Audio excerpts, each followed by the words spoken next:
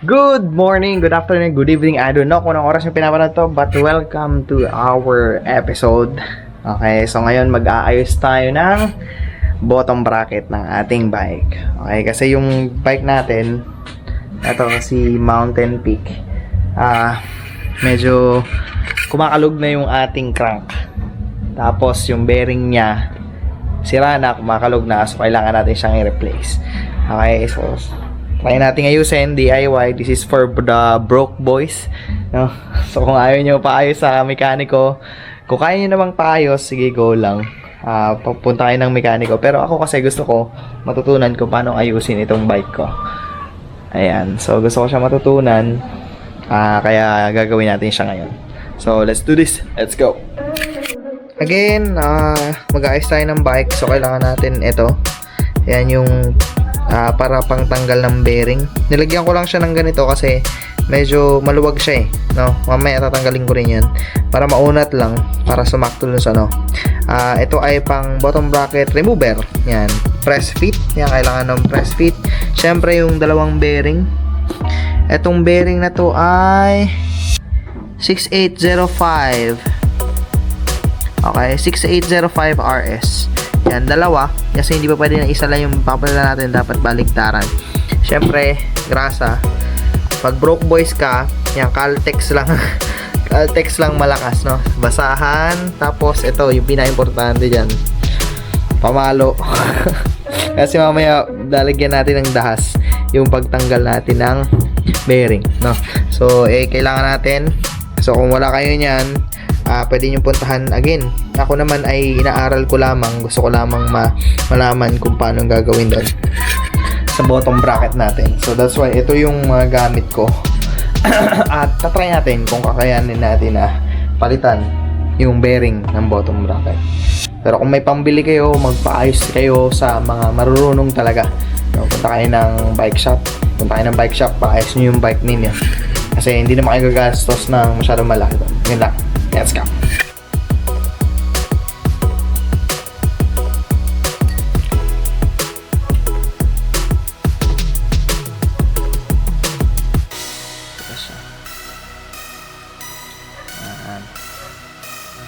Pag ginawa nyo, may hila nyo na to.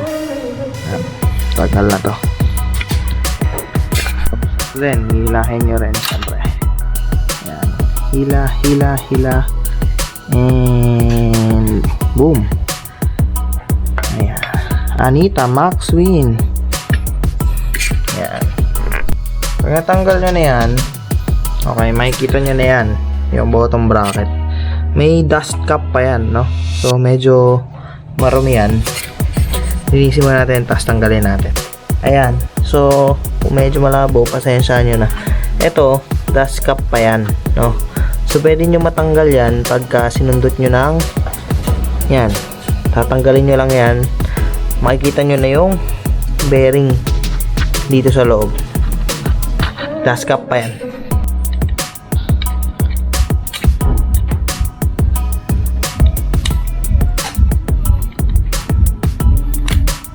Yan. Yan na siya. Dust cap. Let's go.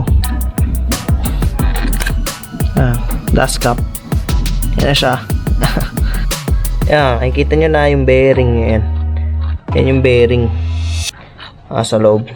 Yan yung tatanggalin natin mamaya. Gagamitan natin dahas. So, yan, may kalog na. Kasi yung may kalog na. Kailangan natin siya tanggalin.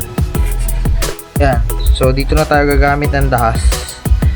Again, this is not recommended kung kaya nyo pagawa sa bike shop, mechanic, pagawa nyo. Pero ako kasi gusto ko talaga matutunan. So, bumili ko nito, Risk na bearing remover sa press fit. Ito, kailangan ko to kasi mamaya papaluwagin ko to. Tapos, syempre, ito yung pangdahas natin. Palo. Let's go. So, ito, papasok dyan. Tapos pagpasok nyan, mararamdaman mo kung tutukod na yan dun sa may isang bearing na nandito. So in my case, hindi siya tumutukod, tumatagos lang siya dun. Okay, so ang gagawin ko, lalagyan ko nito sa loob para bumuka siya, tapos tumukod siya dun sa may bearing. Tapos gagamitan na natin siya ng dahas. Okay, so mag-iingat lang kayo kasi this is a carbon. So ingatan nyo lang na yung bearing talaga yung tinatamaan. So gawin na natin to. Let's go. Ayan. So make sure nyo lang na yung bearing na gusto nyong tanggalin ay yung tinatamaan nung mismong tawag dito, yung bearing remover nyo. Kasi delikado, baka yung ibang components ang tinatamaan. Nilagyan ko siya ng yung pataba sa loob para tumama siya talaga dito sa may ayan, yung bearing natin. Gamit na tayo ng dahas. Babangagin na natin to. Panalangin natin na maging maayos yung pagtanggal natin. Tara. Yes.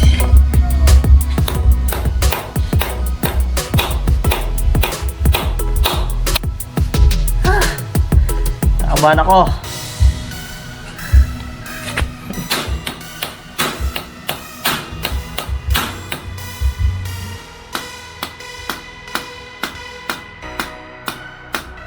Nakakapagod. Matanggal. Ang bearing yan, one piece na tanggal.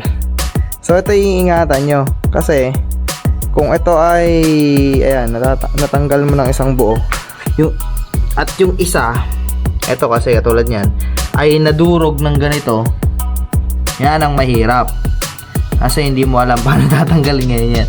Dapat isang buo siya, one piece siyang matatanggal na ganito. Hirap, Jesse. After so many years, natanggal ko rin yan. Yan. Dito. Sa may bottom bracket shell. Ayan. So, medyo nakaka-stress siya. Kasi, naiwan nga yung, naiwan to. So, kailangan mong tanggalin yon para mailagay yung bagong BB. Ay, bagong bearing. Ito namang isa, lumabas naman siya ng maayos. Unang one piece. Ito kasi nag 3 piece eh. Ayun. So medyo nagka-problema sa ganun. Pero yun, tuloy natin to. Kabit natin, press fit natin yung bagong bearing. Alright. Ito yung kailangan natin. Press fit. Yung para sa press fit. Tapos, syempre yung mga bearings. No? So, ito yung pinaka-satisfying sa ginagawa natin ngayon. Magpe-press tayo ng bearing. Siyempre, kailangan din natin ng grasa. Yun, para ma-press yung bearing dito.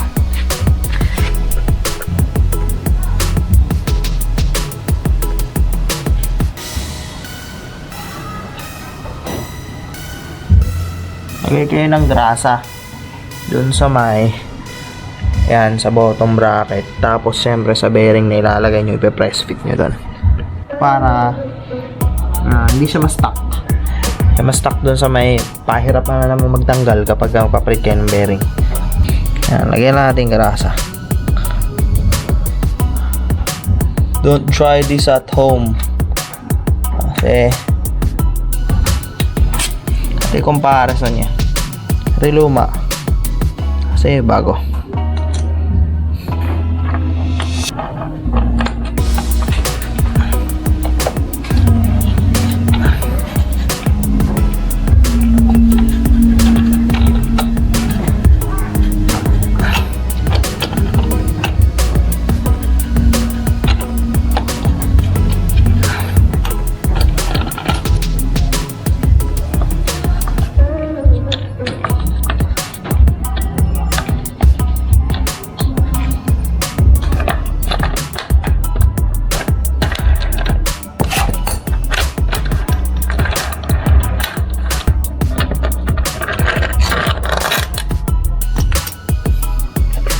Two down. Ayan siya. Hey. Siyempre, pagkatapos nyo ikabit yung bearing dun sa may bottom bracket, kabit nyo rin to, yung dust cap. Ayan, dust cap yan. Para hindi pasukin ng buhangin, alikabok, or kung anumang debris yung mismong bearing. Kasi mabilis makakasira ng bearing yun. So, lagay natin to. Yo.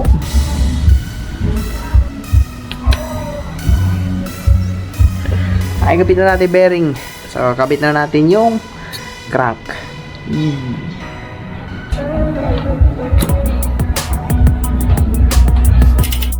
Ayun. So, kabit na natin to.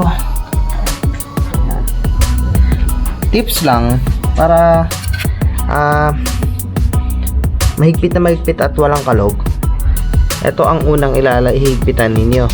This is a cap dito sa may mismong crank. Higpitan nyo muna yan. Yung saktong higpit lang, syempre. Higpitan nyo muna yan. Tapos, saka nyo higpitan yung mga bolts ng tamang Newton meter. Pero tayo, tansya meter lang meron tayo. Tansya meter, wala tayong Newton meter. Ayun. So, torque wrench ang tawag doon. Wala tayong torque wrench. Kaya hindi tayo makakapag tune in the right Newton meter. Yun. Kabit natin.